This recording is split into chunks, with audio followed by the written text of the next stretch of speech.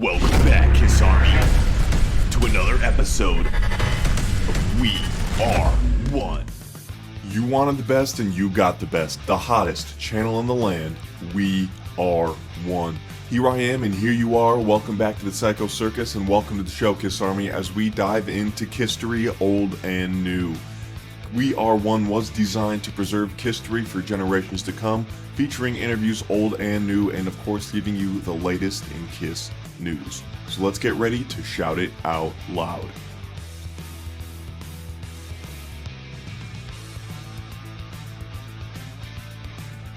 Kiss made their comeback to the rock and metal scene back in 1982 with the Creatures of the Night album, follow-up to several different style albums with Dynasty, Unmasked, and The Elder.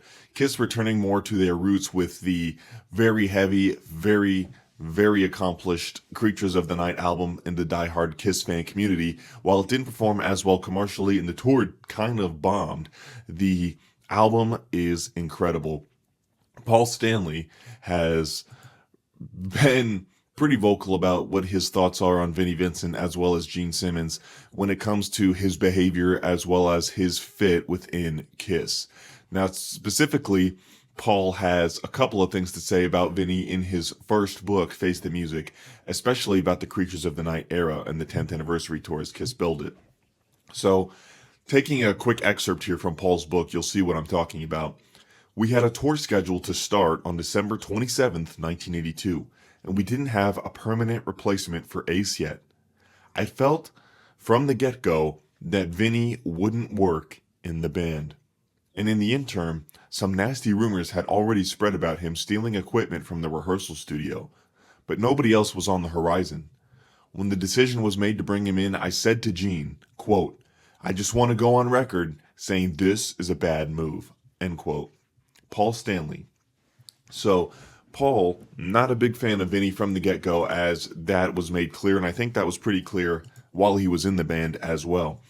While Vinnie doesn't get any songwriting credits on the first side of Creatures, with Creatures of the Night not being attributed to him, but Paul writing that, Saint and Sinner to Gene, Keep Me Coming to Paul, Rock and Roll Hell to Gene, Danger to Paul. On the second side, however, Vinnie has a co-write on 3 of the 4 tracks, with I Love It Loud being a co-write by Vinnie, I Still Love You a co-write by Vinnie, Killer a co-write by Vinnie, and War Machine just attributed to Gene. This album is very interesting considering there were 3 covers of this album, and Vinnie did not get put on any of the covers. Ace got put on one of the covers, and then Vinnie did not make the reissue cover, and instead Bruce ended up on the 1985 re-release cover with Kiss without makeup. But Vinnie never ever made the cover, which is kind of hilarious. And during the time, Kiss made the point to say that the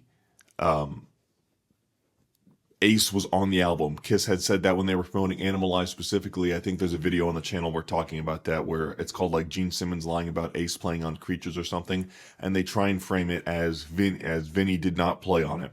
And then of course the third album cover, Vinnie did not make it on Creatures either, which was just slight variations in logo and lettering in 97 with the first reissue when the reunion tour happened. But Paul clearly not a big fan of Vinnie at that point, and Vinnie is not even, he's considered lead guitar on Saint and Sinner, Keep Me Coming, Danger, I Love It Loud, Killer, and War Machine. So Steve Ferris is, as we all know, lead guitar on Creatures of the Night, and Gene didn't even play a bit of bass on that album, and Bob Kulick did some of the good overdubs on that album. And Kiss only got this album certified gold, and it only made it to not very high on the Billboard charts. It only popped in at 45 on the US Billboard charts, and the highest it made was in the UK and Sweden at 22 apiece.